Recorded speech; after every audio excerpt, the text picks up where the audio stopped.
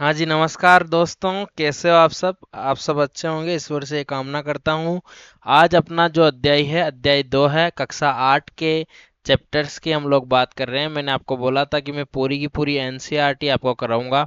NCERT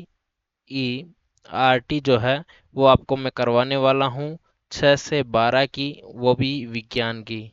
तो उसी संदर्भ में हम लोगों ने कक्षा 7 की किताब पढ़ ली है, कक्षा 6 की पढ़ ली है, कक्षा 7 की बुक हम लोगों ने पढ़ ली है, और अब हम लोग आ गए हैं कक्षा 8 की। उसमें से भी एक चैप्टर हम लोगों ने पढ़ लिया था फसल के बारे में।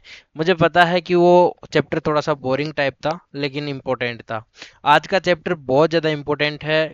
कहीं जो एग्ज़ाम होते हैं आपके, कोई भी एग्ज़ाम, राजस्थान से मान लो, केंद्र सरकार से मान लो, ये किसी भी एग्ज़ाम में जहाँ साइंस आती है, सीधा सा एक टॉपिक लिखा रहता है, सूक्ष्म जीव, मित्र एवं शत्रु। सीधा सीधा चैप्टर आता है। और अब एक लेवल तक की हम लोग पहुंच चुके हैं, तो एक लेवल तक के प्रश्न यहाँ से बनेंगे। तो ऐसा मत सोचना कि ये प्रश्न बिल्कुल हल्के रहेंगे। ऐसा बिल्कुल नहीं सोचना है कि हम लोग इसको नहीं भी पढ़े तो चलेगा। आप इसको नहीं पढ़ोगे तो आपके जो है साइंस में नंबर कटने की संभावना रहेगी, चाहे वो राजस्थान पुलिस के हो, एसआई के हो, किसी भी एग्जाम में अगर आपके ये टॉपिक हो। मैं किसी एक पर्टिकुलर एग्जाम के लिए नहीं करा रहा हूँ। अगर मुझे किसी पर्टिकुलर एग्जाम के लिए करवाना होता तो मैं पर्टिकुलर एग्जाम के लिए करवाता, लेकिन मैं आपकी क्या क्या मजबूत कर रहा हूँ दोस्तों, नींव मजबूत कर रहा हूँ। और नींव मजबूत करने के लिए हर एक पहलू को देखना पड़ता है। हम लोग स्टार्ट करने वाले हैं सूक्ष्म जीव। सबसे पहले सूक्ष्म जीव, सूक्ष्म कितने, जिनको हम लोग नग्न आंखों से नहीं देख सकते। नग्न आंखों से यानी कि नग्न आंखों का मतलब बिना किसी यंत्र के देखना। बिना किसी यंत्र के जिन जीवों को नहीं देख सकते हैं वो सूक्ष्म होते हैं। इनकी साइज जो है वो अति सूक्ष्म होती है, अति सूक्ष्म होती है। अब इनको देखें कैसे, तो इनको हम लोग एक यंत्र से देखते हैं, उसको माइक्रोस्कोप बोलते हैं। लेकिन ये डायरेक्टली और इनडायरेक्टली रूप से हमारे लिए नुकसानदेह भी है, और कुछ जो है वो लाभदायक भी है। ठीक है। उसके अलावा जो भी बातें हैं वो इनके अंदर करेंगे। कौन कौन से जीव होते हैं, जीवाणु कैसे होते हैं, विषाणु कैसे होते हैं, कवक कैसे होते हैं, शैवाल कैसे होते हैं, ये सब चीजें हम लोग देखने वाले हैं। ठीक है। आपने अपने आसपास के स्थानों पर पौधों एवं जंतुओं सहित अनेक सजीव देखे हैं, परंतु कुछ ऐसे लिविंग्स भी हैं जिन्हें हम बिना यंत्र की सहायता से केवल आंखों से नहीं देख सकते। इन्हें सूक्ष्म जीव कहा जाता है। उदाहरण के लिए आपने देखा होगा कि वर्षा ऋतु में नम ब्रेड रोटी सड़ने लगती है तथा इसकी सतह सफेद काले धब्बों से ढक जाती है। इन धब्बों को आवर्धक लेंस की सहायता से, आवर्धक यानी जिसको हम लोग जूम करके देख सकते हैं, ठीक है, आवर्धक लेंस की सहायता से देखते हैं, आपको काले रंग के गोल सूक्ष्म संरचनाएं दिखाई देगी। क्या आप जानते हैं कि ये संरचनाएं क्या है, वह कहाँ से आई है। अब अपना चैप्टर स्टार्ट होता है दोस्तों। आराम से और ध्यान से पढ़िएगा। यहाँ दो क्रियाकलाप है। एक क्रियाकलाप में ये बगीचा अथवा मैदान में से एक बीकर, बीकर जानते हो ना, इस प्रकार का होता है कांच का, है ना। ठीक है, डायग्राम मुझे थोड़ा इतना ही आता है। ठीक है। तो गीली मिट्टी लेनी है और इसमें जल डालना है। मिट्टी के कण बैठ जाने के पश्चात जल की एक बूंद स्लाइड पर लेकर सूक्ष्मदर्शी की सहायता से देखनी है, इसका प्रेक्षण करना है। हम लोग क्या देखते हैं, एक तालाब पोखर से जल की कुछ बूंदें लीजिए, कांच की स्लाइड पर फैलाकर सूक्ष्मदर्शी की सहायता से इनका प्रेक्षण कीजिए। ये दोनों चीजें हम लोगों को करनी है। क्या आपको सूक्ष्म जीव गति करते हुए दिखाई दे रहे हैं। इन परीक्षणों से क्या पता चलता है कि जो मिट्टी है वो पानी है, उसमें अनेक छोटे छोटे सूक्ष्म जीव उपस्थित रहते हैं। सूक्ष्म जीव इतने छोटे होते हैं कि उन्हें बिना यंत्र की सहायता से नहीं देखा जा सकता है। इनमें से कुछ, जैसे कि ब्रेड पर उगने वाले कवक, जिसको क्या बोलते हैं, फंगस, और उनको आवर्धक लेंस की सहायता से देखा जा सकता है, जबकि अन्य बिना सूक्ष्मदर्शी की सहायता से नहीं देखे जा सकते। आवर्धक लेंस यानी कि जो आपकी ज्योमेट्री बॉक्स में एक लेंस आता है, उसकी सहायता से हम लोग ब्रेड पर जो उगने वाले कवक है उनको देख सकते हैं। हालांकि इतना क्लियर हमको नहीं दिखाई देता है, फिर भी देख सकते हैं। बाकी के जितने भी सूक्ष्म जीव है उनको बिना किसी आवर्धक लेंस की सहायता से नहीं देखा जा सकता है। इन्हें क्या कहते हैं, सूक्ष्म जीव कहते हैं। सूक्ष्म जीव चार भागों में बांटेंगे, सूक्ष्म जीव को चार भागों में बांटेंगे। पहला होगा जीवाणु, जीवाणु को क्या बोलते हैं? बैक्टीरिया भी बोलते हैं। क्या बोलते हैं? बैक्टीरिया। एक कौन सा होता है? कवक, है ना? क्या होता है? कवक या फंगस। ठीक है, फंगाई, फंजाई भी बोलते हैं इसको, फंजाई। और प्रोटोजोआ, एक होता है प्रोटोजोआ जिसमें आपके अमीबा आता है। और एक क्या होता है लास्ट में आपके? विषाणु या कवक, सॉरी सेवाल। सेवाल को बोलते हैं एल्गी। क्या बोलते हैं? एल्गी। मेरे साथ बोलेंगे बैक्टीरिया, बोलो bacteria, fungi, protozoa, algae. Bacteria, fungi, protozoa, algae. ठीक है, ये चार भाग किसके होते हैं? सूक्ष्म जीव को। सूक्ष्म जीव को क्या बोलते हैं?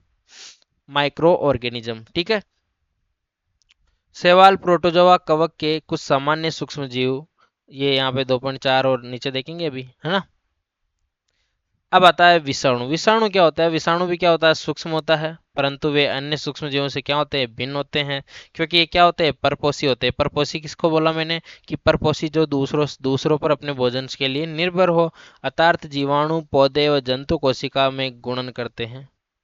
ठीक है, मतलब गुणन मतलब कि खाना, जो इन डेवलप जो होते हैं वो या तो जीवाणुओं पे होंगे, या पौधों पे होंगे, या जंतु कोशिकाओं पे होंगे। ठीक है, तो विषाणु जो है वो भी दिखाए गए हैं। इनके कुछ सामान्य रोग है जो याद रखना। विषाणु से कौन कौन से रोग होते हैं? जुकाम हो जाते हैं, इन्फ्लुएंजा हो जाता है, और क्या हो जाती है? खांसी। खांसी खांसी हो जाती है, यानी कफ हो जाता है।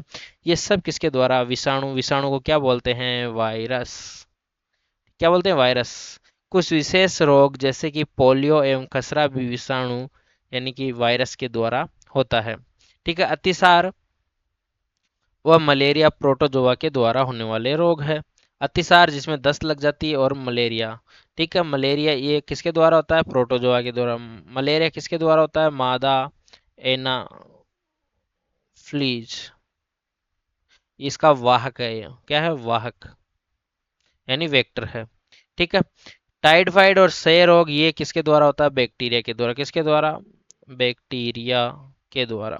ठीक है, अब देखो बड़ी कक्षा आती है ना, तो फिर मैं अपनी फॉर्म में आ जाता हूँ, तो मैं यार एक चीज लिख लिख के बताऊंगा। ठीक है, इतने दिनों आप सोच रहे होंगे कि यार सर तो कैसे पढ़ाते हैं यार। अब देखो जीवाणु के प्रकार दो प्रकार के होते हैं। एक होता है स्पाइरल, एक होता है छड़नुमा, एक होता है कोमा शेप, है ना? स्पाइरल यानी कि गोलाकार। कैसा? गोलाकार यानी कि स्पाइरल।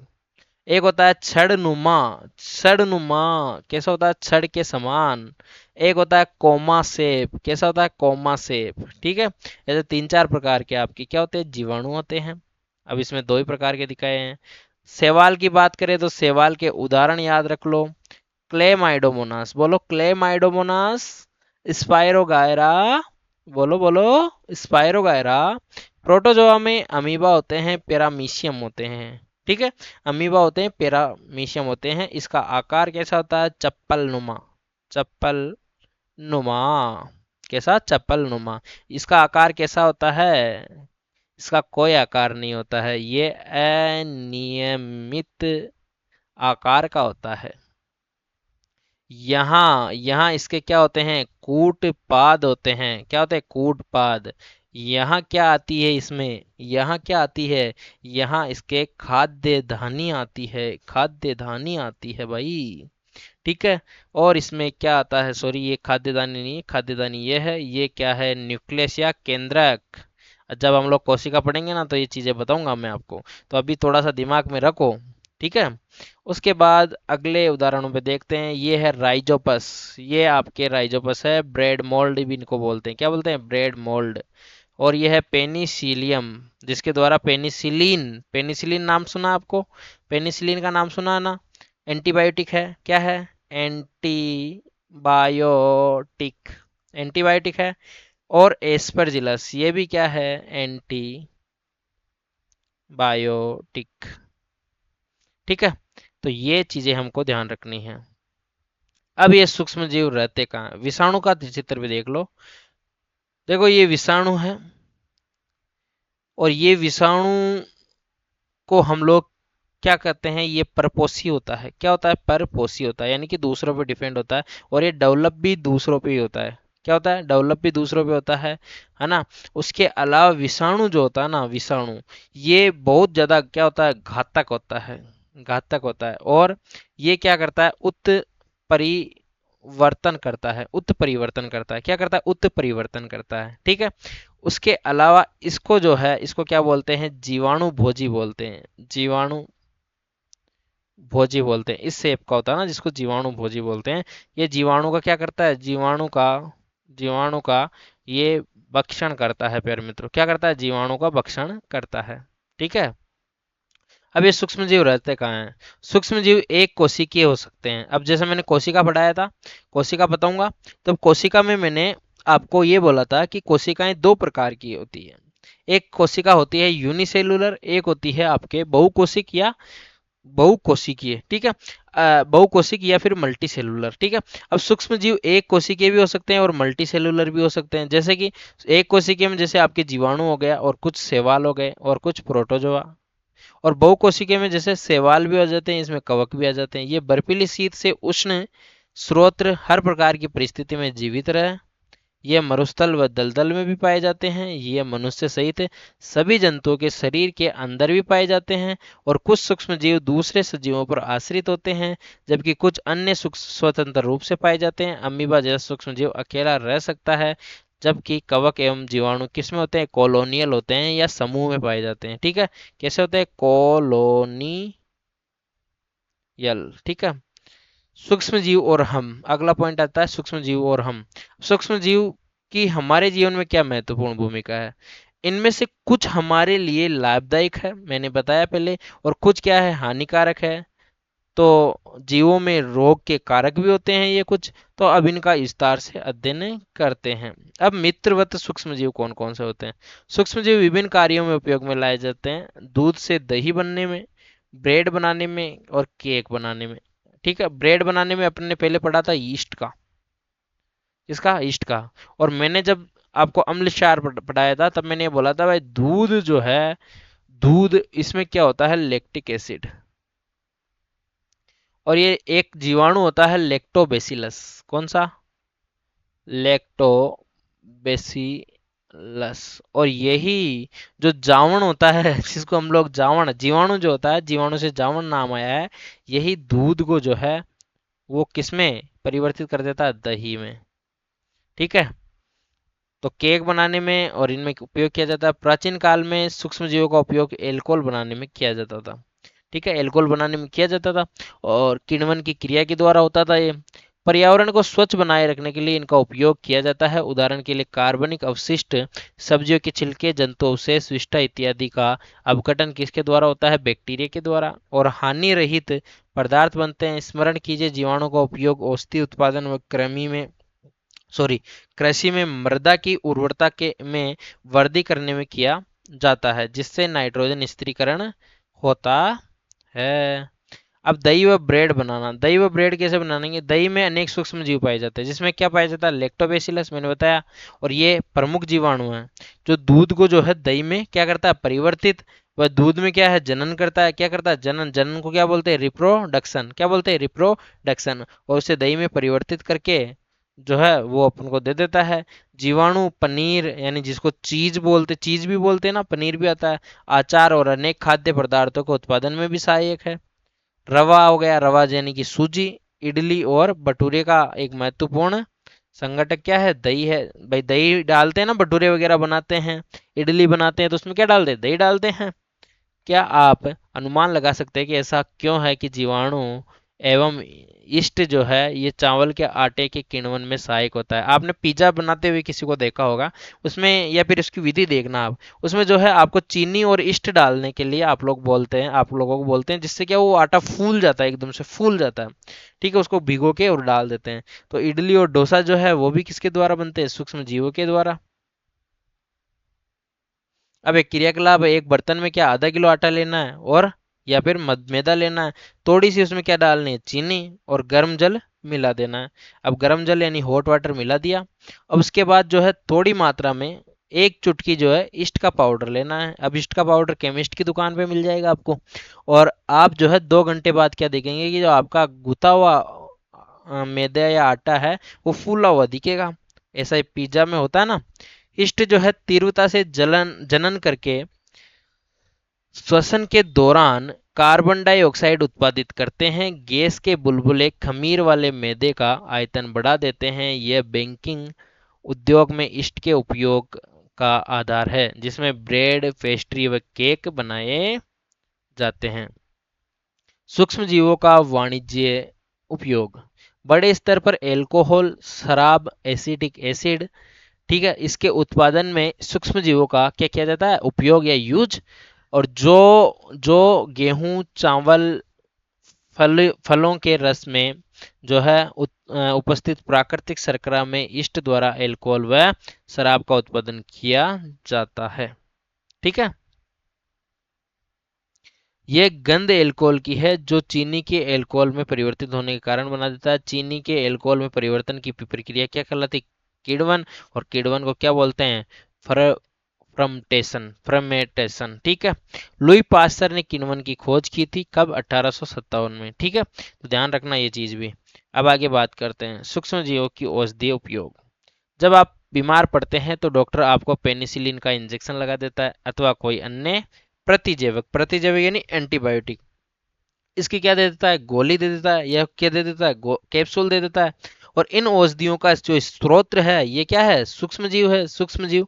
और ये बीमारी पैदा करने वाले सूक्ष्म जीवों को नष्ट कर देते हैं अथवा इनकी वृद्धि को क्या कर देते हैं, रोक देते हैं। इस प्रकार की औषधि को क्या बोलते हैं, प्रतिजैविक या एंटीबायोटिक कहते हैं। और आजकल जीवाणु और कवक से अनेक प्रकार की जो है प्रतिजैविक औषधियों का उत्पादन हो रहा है, जैसे स्ट्रेप्टोमाइसिन, बोलो स्ट्रेप्टोमाइसिन, स्ट्रेप्टोमाइसिन, टेट्रासाइक्लिन, बोलो टेट्रासाइक्लिन, एरिथ्रोमाइसिन, बोलो एरिथ्रोमाइसिन। सामान्य रूप से उपयोग की जाने वाली प्रतिजैविक है, जिन्हें कवक व जीवाणु से उत्पादित किया जाता है। किसी विशिष्ट प्रकार के सूक्ष्म जीव का संवर्धन करके प्रतिजैविक का उत्पादन किया जाता है, जिन्हें अनेक रोगों की चिकित्सा में उपयोग में लाए जाते हैं। सन 1929 में अलेक्जेंडर फ्लेमिंग जीवाणु रोगों से बचाव हेतु एक संवर्धन का प्रयोग कर रहे थे। अचानक उन्हें संवर्धन तस्तरी पर हरे रंग की फफूंद के छोटे बीजाणु देखे। उन्होंने पाया कि यह फफूंद जीवाणु की वृद्धि को रोकते हैं तथा ये पाया कि बहुत सारे जीवाणु फफूंद बहुत द्वारा मारे गए हैं। इस प्रकार फफूंद से पेनिसिलिन बनाई जाती है और उसी को क्या नाम दे दिया, पेनिसिलियन दे दिया। ठीक है, और ये प्रतिजैविक है। पशु आहार और कुक्कुट आहार। ठीक है, कुक्कुट, कुक्कुट यानी कि आपके मुर्गी, मुर्गी के आहार। अब मुर्गी के आहार में भी क्या होती है, क्या होती है, एंटीबायोटिक। ठीक है, मिलाए जाते हैं, जिनका उपयोग जो है पशुओं में सूक्ष्म जीवों का संचरण रोकना। प्रतिजैविक का उपयोग कुछ पौधों के रोग के नियंत्रण में भी किया जाता है।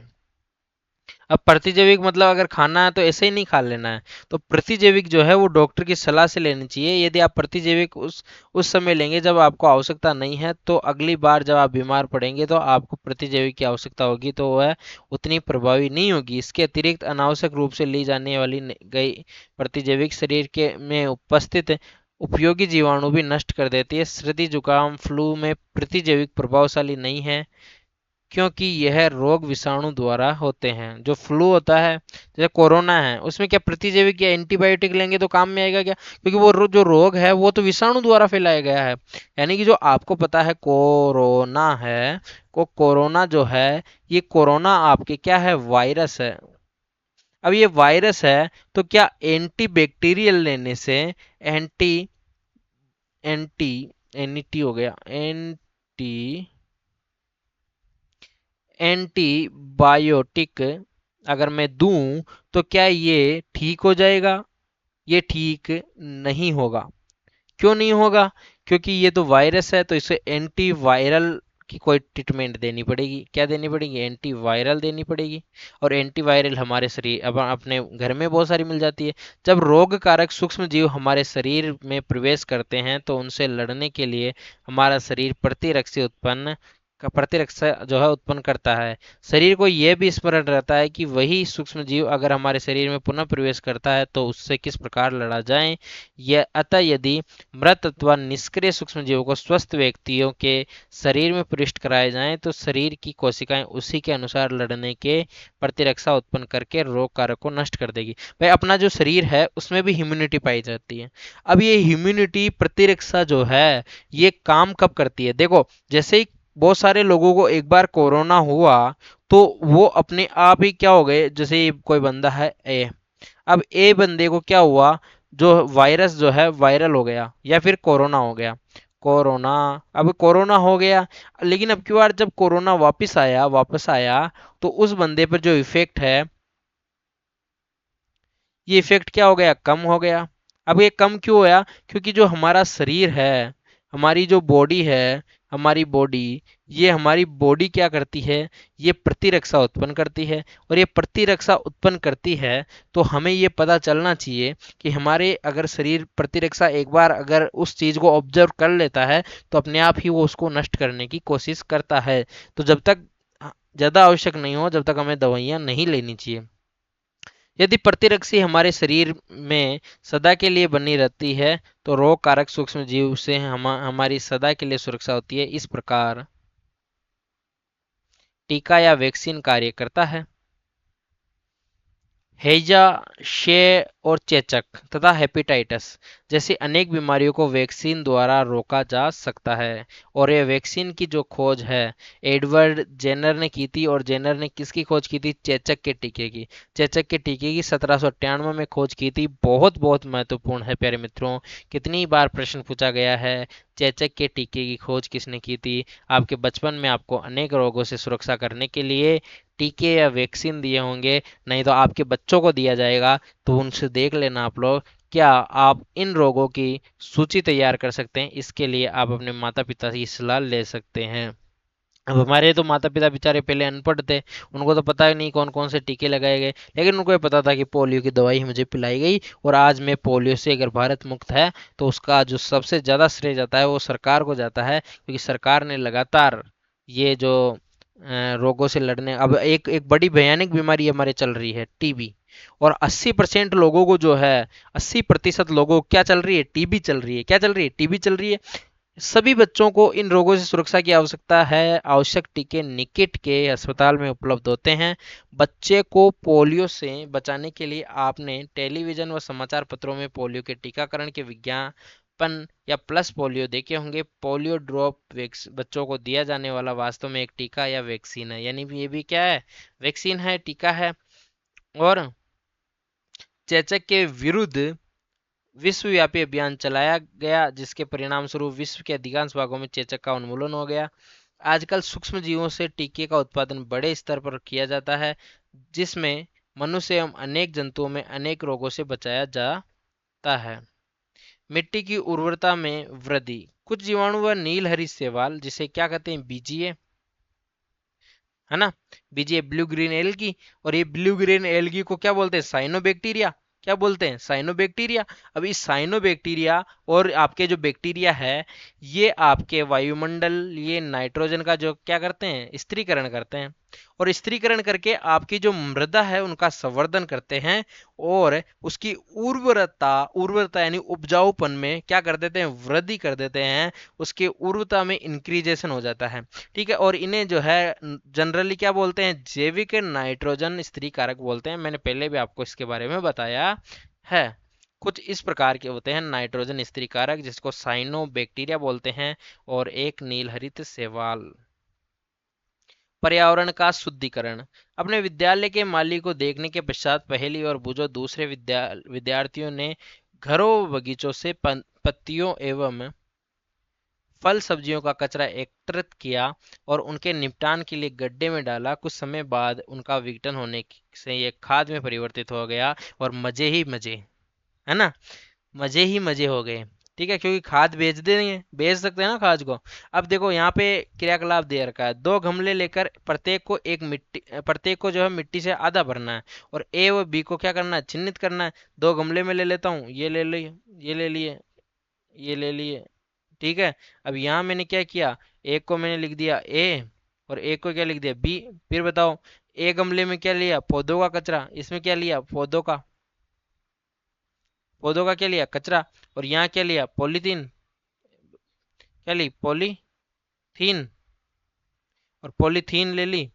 और क्या बोल रहा है, कांच के टुकड़े और खाली बोतल वगैरह ले लिए, प्लास्टिक के टूटे खिलौने ले लिए। अब एक और रख देना है और 3-4 सप्ताह बाद हम लोग जब देखते हैं तो ये तो क्या हो जाते हैं, विघटित। और ये क्या होते हैं, ये विघटित नहीं होते हैं, जैसे थे वैसे रहते हैं। ठीक है। अब देखो क्या बोल रहा है कि सूक्ष्म जीवों द्वारा पादप अपशिष्ट का अपघटन करके उसे खाद में बदल दिया जाता है। इस प्रक्रिया से बने पोषक पौधों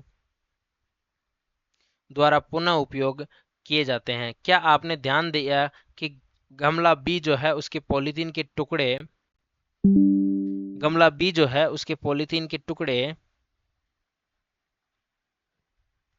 एक मिनट रुक जाओ यार, चार्ज लगा लेते हैं, देख लैपटॉप को, है ना। हाँ, तो पॉलीथीन के टुकड़े की खाली बोतलों एवं खिलौनों के टूटे हुए जो टुकड़ों है उसमें किसी प्रकार का कोई परिवर्तन नहीं हुआ। सूक्ष्म जीव उन पर क्रिया करके खाद में परिवर्तित परिवर्तित नहीं कर सकते हैं। इसलिए बोलते हैं भाई कि थैलियों को जो है ज्यादा से ज्यादा बचाओ और एक कोशिश करो कि कम से कम पॉलीथीन का उपयोग किया जा सके। लेकिन सरकार भी क्या करती है, बेचारे जो छोटे मोटे दुकानदार हैं उन पे जो है वो दिक्कतें पैदा करती है। अगर ये कोशिश करें कि जो कल कारखाने हैं उनको बंद करें तो अच्छी बात है। बाकी जो आज की जनसंख्या है उस हिसाब से ये कंट्रोल करना बहुत मुश्किल की बात है। आप अक्सर बड़ी मात्रा में मृत जीवों को सड़ते हुए पादप व कभी कभी सड़ते हुए जंतुओं के रूप में देखते हैं। आप देखते हैं कि कुछ समय बाद वह विलुप्त हो जाते हैं। इसका मुख्य कारण है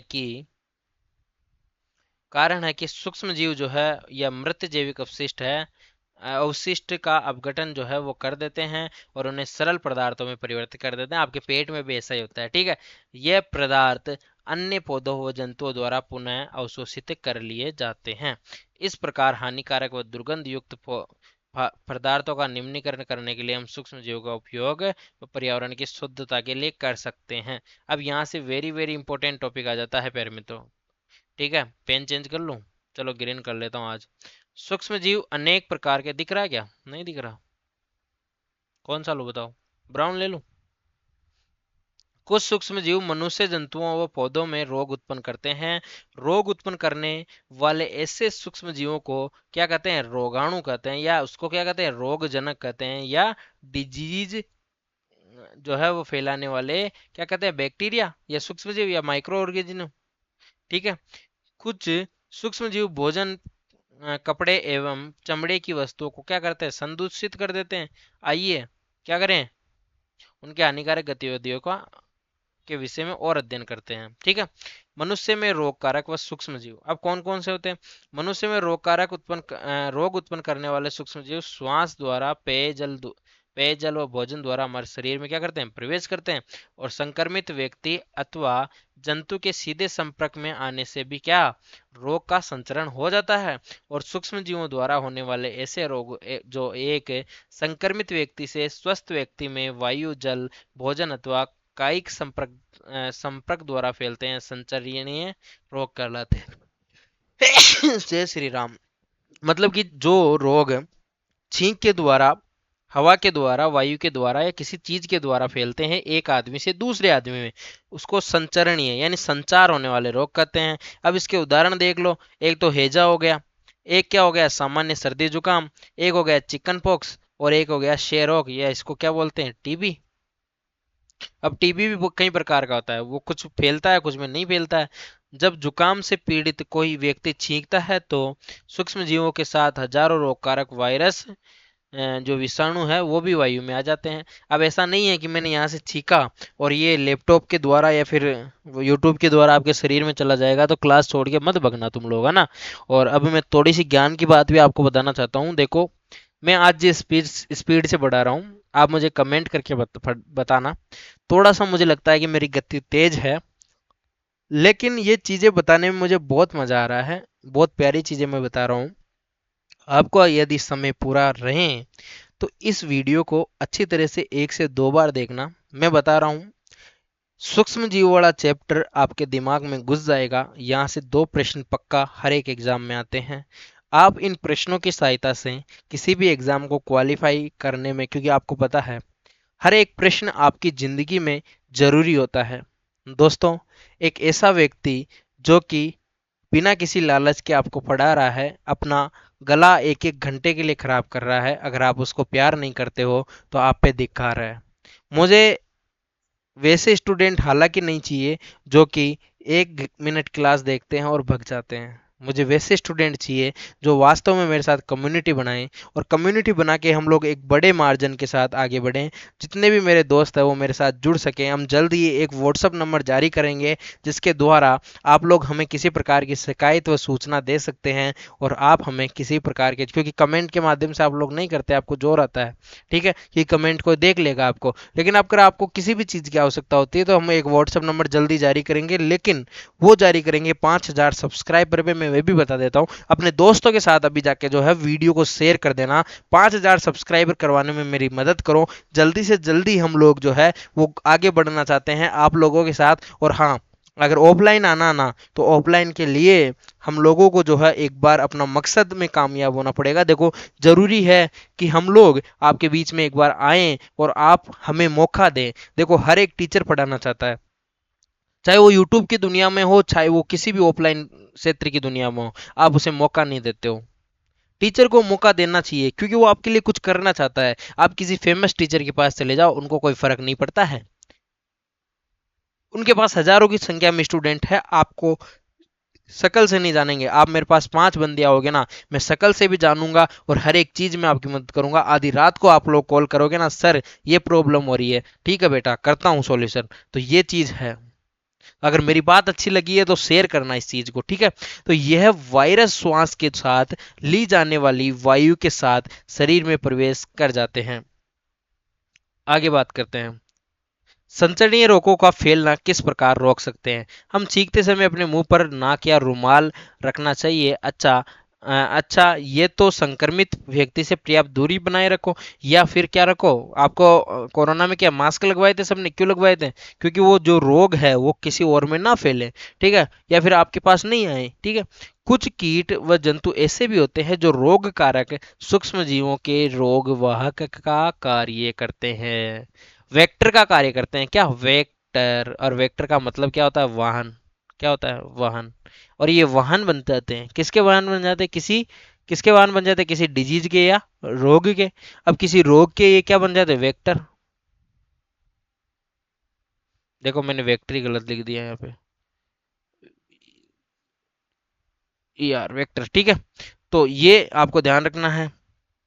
फिर घरेलू मक्खी इसका एक क्या है? एग्जाम्पल है। मक्खी जो है वो कूड़े और जंतुओं पर, अपशिष्ट पर बैठ जाती है, और रोगाणु जो है उसके शरीर से चिपक जाते हैं। इसलिए हम लोग बोलते हैं ना, आटे को क्या करो मम्मी, आटे को क्या रखो, ढक कर रखो। तो मेरे मम्मी को जाके अब की बार बोलूंगा मैं, वो आटे को ढक के रखती है।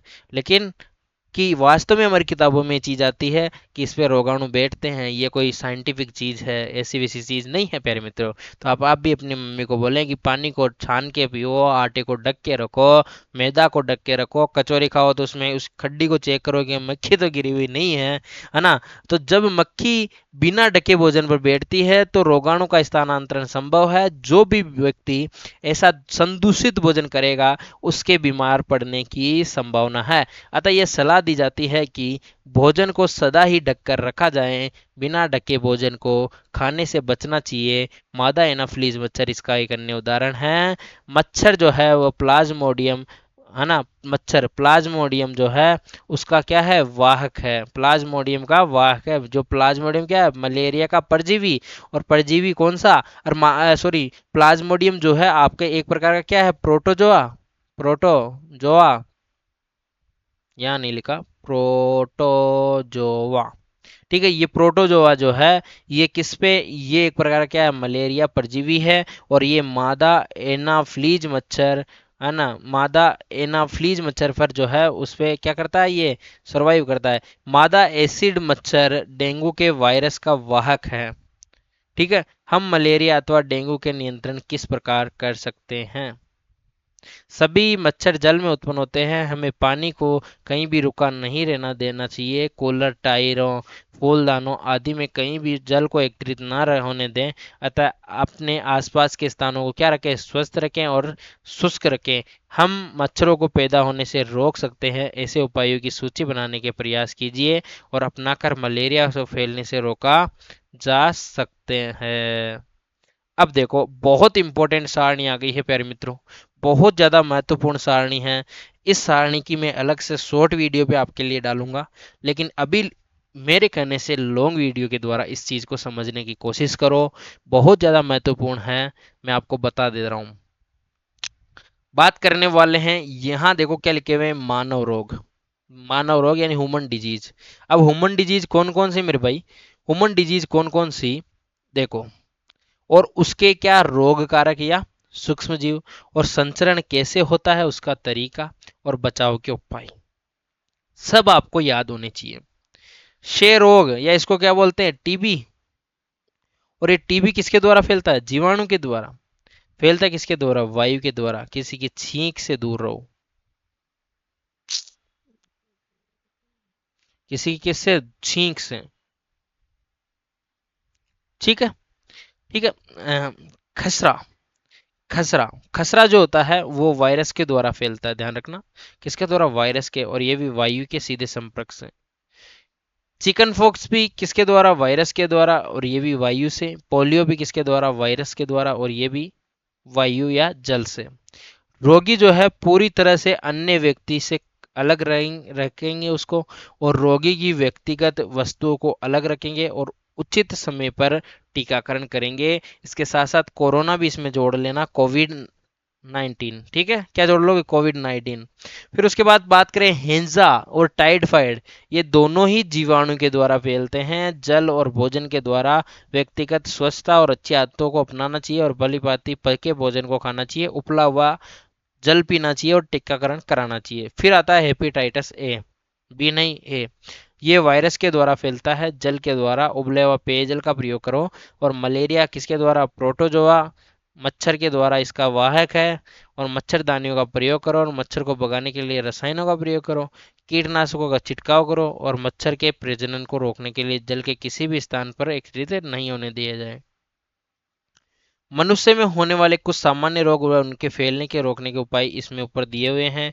जंतुओं में रोग कारक जीवाणु, अनेक सूक्ष्म जीव केवल मनुष्य और पौधों में ही रोग को कारक नहीं होते, वरन वे दूसरों में भी रोग क्या करते हैं, उत्पन्न करते हैं। उदाहरण के लिए एंथ्रेक्स, क्या एंथ्रेक्स, ये मनुष्य और मवेशियों में होने वाला क्या है, भयानक रोग है, जो जीवाणु द्वारा होता है। गाय के खुर व मुंह का जो है रोग का वायरस होता है। रॉबर्ट कोच थे 1876, उन्होंने बेसिलस एंथ्रेसिस नामक जीवाणु की खोज की थी, जो कि एंथ्रेक्स रोग का क्या था, रोग कारक था। तो जीवाणु का नाम क्या था, बेसिलस एंथ्रेसिस, एंथ्रेसिस। और रोग का क्या नाम था, एंथ्रेक्स रोग। पौधों में रोग उत्पन्न करने वाले सूक्ष्म जीव, अनेक सूक्ष्म जीव गेहूं, चावल, आलू, गन्ना और संतरा, सेब इत्यादि पौधों में रोग के कारक हैं। रोग के कारक फसल की उपज में कमी आ जाती है। और 2.2 में कुछ पादप रोग दर्शाए गए हैं। कुछ रसायनों का प्रयोग करके इन सूक्ष्म जीवों का नियंत्रण किया जा सकता है। अब देखो, नींबू कैंकर पादप रोग है, जीवाणु के द्वारा और वायु के द्वारा फैलता है। गेहूं का किट रोग है ना, या गेहूं की रस्ट, ये कवक के द्वारा, वायु और बीज। भिंडी की पित्त, ये एक रोग है, ये वायरस के द्वारा, कीटों के द्वारा फैलता है। खाद्य विषाक्तता या फूड पॉइजनिंग, बहुत इंपॉर्टेंट टॉपिक है। बूजो के एक मित्र ने उसे एक पार्टी में आमंत्रित किया, वहां उसे अनेक प्रकार के व्यंजन खाए। घर आने पर वमन हो गई, यानी उल्टी हो गई, और उसे अस्पताल ले जाया गया। डॉक्टर ने बताया खाद्य विषाक्तता होने का वाली स्थिति है।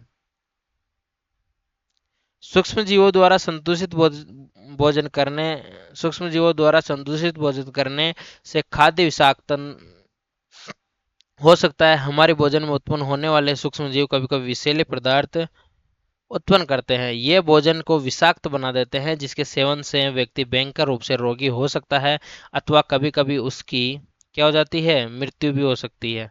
अतः ये आवश्यक है कि हम भोजन को संदूषित होने से बचाएं। ठीक है, अगला आ जाता है खाद्य परिरक्षण। खाद्य का परिरक्षण कैसे करो। हमने खाद्य परिरक्षण अध्याय में एक में जो है खाद्य खाद्य बीजों के परिरक्षण एवं भंडारण के उपयोग में विषय में पढ़ा था। हम पके हुए भोजन का घर पर परिरक्षण किस प्रकार कर सकते हैं। आप जानते हैं खुले व नम स्थान पर रखी ब्रेड का कवक आक्रमण कर देते हैं। वह सूक्ष्म जीव हमारे भोजन को संदूषित कर देते हैं। संदूषित भोजन से दुर्गंध आने लगती है और इसका स्वाद भी क्या हो जाता है, खराब। और रंग रूप में क्या हो जाता है, परिवर्तन। और भोजन जो है वो संदूषण एक रासायनिक अभिक्रिया है। कुछ आम जो है अगर हम लोग खरीदें और परंतु कई दिनों तक अगर वह नहीं खा पाए तो बाद में उसने क्या देखा कि वह जो क्या है सड़ जाएंगे। और परंतु वह जानती है कि उसकी दादी द्वारा बनाया गया आम का अचार काफी समय से संदूषित नहीं होता, वह भ्रमित होती है। आइए खाद्य परीक्षण के कुछ तरीकों के बारे में बात करते हैं। पहला है रासायनिक उपाय। रासायनिक उपाय में नमक व खाद्य तेल का उपयोग सूक्ष्म जीवों की वृद्धि रोकने के लिए सामान्य रूप से किया जाता है, अतः इन्हें परिरक्षक कहा जाता है। तो किसको, नमक और आपके खाद्य तेल को। हम नमक व खाद्य अम्ल का प्रयोग अचार बनाने में किया जाता है जिसमें सूक्ष्म जीवों की वृद्धि नहीं होती। सोडियम बेंजोइट व सोडियम मेटाबाइसल्फाइट सामान्य परिरक्षक है। बहुत इंपॉर्टेंट है। कौन कौन से, सोडियम, एक क्या बेंजोइट, याद रखना। याद रखना सोडियम, बोलो मेरे साथ, सोडियम मेटा बाई, बाई है ये, बाई सल्फाइट। ठीक है, जेम व सीक्वेंस बनाने में इन रसायनों का उपयोग इन्हें संदूषित होने से बचाया जाता है। नमक व परिरक्षण। नमक द्वारा परिरक्षण। सामान्य नमक का उपयोग मांस व मछली के परिरक्षण के लिए काफी लंबे समय अरसे तक किया जा रहा है। जीवाणु की वृद्धि रोकने के लिए मांस व मछली को सूखे नमक के ढक कर रख देते हैं। नमक का उपयोग आम, आंवला व इमली के परिरक्षण में भी क्या कर जाता है, किया जाता है। चीनी द्वारा कैसे करेंगे। जैम, जेली व सेक्वेंस का परिरक्षण चीनी के द्वारा किया जाता है। चीनी के प्रयोग में खाद्य पदार्थों की नमी में कमी आती है जो संदूषण करने वाले जीवाणु की वृद्धि से रोकता है। तेल व सिरके द्वारा कैसे करेंगे। तेल व सिरके का उपयोग यानी विनेगर का, सिरके को क्या बोलते हैं, विनेगर।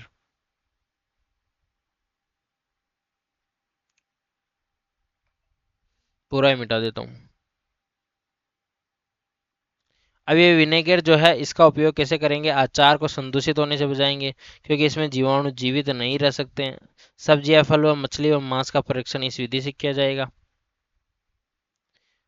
गर्म व ठंडा करना। अपनी आपने अपनी माँ को दूध को उबाल कर रखते हुए देखा होगा। उबालने से अनेक जीव, सूक्ष्म जीव जो क्या होते हैं, नष्ट हो जाते हैं। पास्तिकर दूध को बिना उबाले इस्तेमाल किया जा सकता है क्योंकि यह सूक्ष्म जीवों से मुक्त होता है। इसके लिए दूध को 70 डिग्री सेल्सियस पर 15 से 30 सेकंड के लिए गर्म करते हैं, फिर एकाएक ठंडा कर उसका भंडारण कर लेते हैं। ऐसा करने से सूक्ष्म जीवों की वृद्धि रुक जाती है। इस विधि की जो है, इस प्रक्रिया की खोज किसने की थी, लुई पाश्चर ने की थी, इसलिए इसका नाम पाश्चरीकरण कहते हैं। अब भंडारण व पैकिंग। भंडारण पैकिंग क्या होता है, आजकल मेवे व सब्जियों में वायु सील किए जाते हैं, किए गए पैकेटों से बचे बेचे जाते हैं जिसमें सूक्ष्म जीव से सुरक्षा होती है। ठीक है, फिर आता है नाइट्रोजन स्थिरीकरण। आपने कक्षा 6 व 7 में राइजोबियम जीवाणु के बारे में पढ़ा। लेग्यूम पौधे जो दलहन होते हैं उनमें नाइट्रोजन स्थिरीकरण में सहायक होते हैं वे। और स्मरण करना है कि राइजोबियम लेग्यूम पौधों की ग्रंथियों में रहता है। ग्रंथि काम जैसे सेम और मटर जो एक सहजीविता है, कभी कभी तड़ित विद्युत द्वारा भी नाइट्रोजन का स्थिरीकरण होता है, परंतु आप जानते हैं कि नाइट्रोजन की मात्रा वायुमंडल में स्थिर रहती है। आपको आश्चर्य होगा कि यह कैसे संभव है। आइए इसके विषय में जो है समझते हैं। नाइट्रोजन चक्र बहुत महत्वपूर्ण है, इंपॉर्टेंट। ठीक है, बात करते हैं नाइट्रोजन चक्र की। हमारे वायुमंडल में कितने प्रतिशत है नाइट्रोजन, 78%। और नाइट्रोजन क्या करता है, सजीवों का आवश्यक घटक भी है। और जो प्रोटीन और पर्णहरित न्यूक्लिक एसिड और विटामिन इनमें क्या है, उपस्थित होता है। पौधे व जंतु वायुमंडलीय जीवाणु का क्या करते हैं, उपयोग सीधे नहीं कर सकते हैं। और मिट्टी में जो है वो उपस्थित जीवाणु नीले हरे शैवाल वायुमंडल नाइट्रोजन स्थिरीकरण करके जो है नाइट्रोजन यौगिक का परिवर्तित कर देते हैं। अब यौगिक के रूप में जो नाइट्रोजन परिवर्तित हुई उनका उपयोग आराम से पौधे और जीव कर सकते हैं। जब नाइट्रोजन इस प्रकार उपयोगी यौगिकों में क्या हो जाती है, परिवर्तित, तो पौधे इसका क्या कर लेते हैं, उपयोग, और मिट्टी में जड़ तंत्र द्वारा करते हैं। ठीक है। और इसके पश्चात अवशोषित नाइट्रोजन का उपयोग कहाँ करते हैं? प्रोटीन और अन्य यौगिकों के संश्लेषण में। पौधों पर जो है निर्भर करने वाले जंतु उनसे प्रोटीन व अन्य नाइट्रोजन यौगिक क्या करते हैं? प्राप्त। पौधे एवं नाइट्रोजन की मृत्यु के बाद पौधे और जंतुओं की मृत्यु के बाद मिट्टी में उपस्थित जीवाणु एवं कवक नाइट्रोजनी अपशिष्ट को नाइट्रोजनी यौगिक में परिवर्तित कर देते हैं, जो पौधे द्वारा पुनः उपयोगी होते हैं। कुछ विशिष्ट जीवाणु नाइट्रोजन यौगिकों को नाइट्रोजन गैस में परिवर्तित कर देते हैं, जो वायुमंडल में चली जाती है। परिणामतः वायुमंडल में नाइट्रोजन की मात्रा लगभग स्थिर रहती है। अब इस चक्र से समझो, जैसा कोई मिट्टी में कोई उपस्थित नाइट्रोजन का यौगिक है, ठीक है, यहाँ से समझो, जैसे वायुमंडल की कोई नाइट्रोजन है और इसके द्वारा जो है तड़ित द्वारा जो है नाइट्रोजन का स्थिरीकरण हुआ और मिट्टी में उपस्थित नाइट्रोजन का जो है क्या हुआ? यौगिक बना। और जीवाणु द्वारा जो है नाइट्रोजन यौगिक को गैसीय नाइट्रोजन में परिवर्तित हुआ और ये वापस कहाँ चली गई? वायुमंडल में। ठीक है, ऐसे ही क्या होता है? वायुमंडलीय नाइट्रोजन जो है, वायुमंडलीय नाइट्रोजन का जो है जीवाणु और नीले रिसवाल द्वारा स्थिरीकरण हो जाता है और जीवाणु द्वारा स्थिर नाइट्रोजन को जो है नाइट्रोजन यौगिकों में क्या करते थे? परिवर्तित। और ये नाइट्रोजन यौगिक वही उपस्थित हो जाते हैं मिट्टी में, नाइट्रोजन में, है ना। मिट्टी में उपस्थित नाइट्रोजन के यौगिक जो है वो जीवाणु द्वारा वापस से किसमें? गैसीय में परिवर्तित हो जाते हैं। अब ये जो मिट्टी में उपस्थित नाइट्रोजन के यौगिक है, ये किसके द्वारा? पौधों के द्वारा अवशोषित किए जाते हैं और जंतु द्वारा ये खाए जाते हैं। उत्सर्जन व जीवों की मृत्यु के बाद जो है नाइट्रोजन अपशिष्ट में बदल जाते हैं और वापिस से इनका यौगिक बन जाता है। ये पूरा चक्र चलता रहता है। अब हम लोगों ने बहुत सारी बातें कर ली है आज के इस टॉपिक में। बहुत शानदार टॉपिक रहा, शानदार टॉपिक रहा। अगर वो एक मिनट देखो, मैं जल्दबाजी में गलत लिख देता हूँ ना, शान और दार, ये टॉपिक रहा है। तो इसके लिए मुझे क्या चाहिए? लाइक भी चाहिए। क्या चाहिए? लाइक। पसंद आया हो तो लाइक करना, नहीं आया हो तो भी करना, ठीक है, जबरदस्ती है। सूक्ष्म जीव अत्यंत छोटे होते हैं तथा बिना यंत्र की सहायता से अकेली आंखों से दिखाई नहीं देते हैं। बर्फीले शीत मौसम, उष्ण झरनों, मरुस्थल में दलदल, हर प्रकार के पर्यावरण में जीवित रह सकते हैं। सूक्ष्म जीव वायु, जल, मिट्टी, पौधों एवं जंतुओं के शरीर में पाए जाते हैं। एक कोशिकीय और बहुकोशिकीय यानी यूनिसेलुलर और मल्टीसेलुलर दोनों होते हैं। जीवाणु, कवक, प्रोटोजोआ और कुछ शैवाल सूक्ष्म जीवों के अंतर्गत आते हैं। विषाणु इनसे अलग है लेकिन फिर भी इसी वर्ग में सम्मिलित किए जाते हैं। कुछ सूक्ष्मजीव औषधि व अल्कोहल के वाणिज्यिक उत्पादन में उपयोगी है, तो कुछ सूक्ष्मजीव जैविक कचरे जैसे मृत पौधे और जंतु अपशिष्ट को अपघटित कर सरल पदार्थों में परिवर्तित कर देता है तथा वातावरण को स्वच्छ बनाते हैं। प्रोटोजोआ अतिसार व मलेरिया जैसे रोग उत्पन्न करते हैं। कुछ सूक्ष्मजीव हमारे शरीर को क्या करते हैं? विषाक्त। और कुछ सूक्ष्मजीव जो है लेग्यूम, पौधों के जड़ों व ग्रंथियों में पाए जाते हैं। ये वायुमंडलीय नाइट्रोजन को मिट्टी में स्थिरीकृत कर देते हैं, जिससे मिट्टी की उर्वरता में वृद्धि होती है। और मिट्टी में उपस्थित कुछ जीवाणु नीले हरे से वायुमंडल को स्थिरीकृत कर नाइट्रोजन यौगिक में परिवर्तित कर देते हैं। विशेषकर जीवाणु मिट्टी में उपस्थित नाइट्रोजन यौगिक को नाइट्रोजन गैस में परिवर्तित करते हैं, जिसका निर्मोचन वायुमंडल में हो जाता है। तो हम लोगों ने जो है आज की कक्षा को जो है वो यहीं समाप्त करनी पड़ेगी, क्योंकि आज की कक्षा का जो अपना चैप्टर था वो समाप्त हो चुका है। बात करेंगे कल किसी और अन्य कक्षा में। तब तक के लिए राम राम सा, शुभ दिन।